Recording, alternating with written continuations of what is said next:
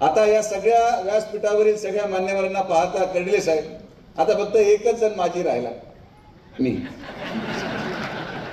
एक काळ होता तेव्हा मी आजी होतो आणि दुर्दैवाने अनेक लोक माझी होते.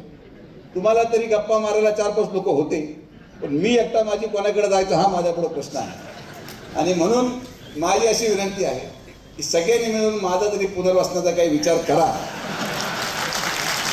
नाहीतर मी नुसतं भाषणापुरतंच आहे.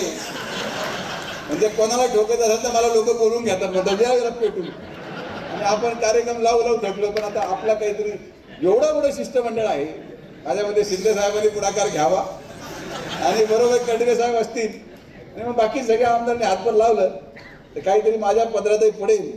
कारण की अजून आम्हाला 3-4 वर्ष अवकाश आहे. 4 वर्षच लोक विसरून जायला बसले.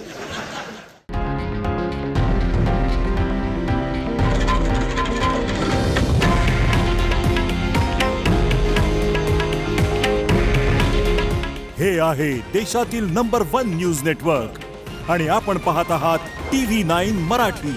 काळजी तुमची, हित महाराष्ट्राचं.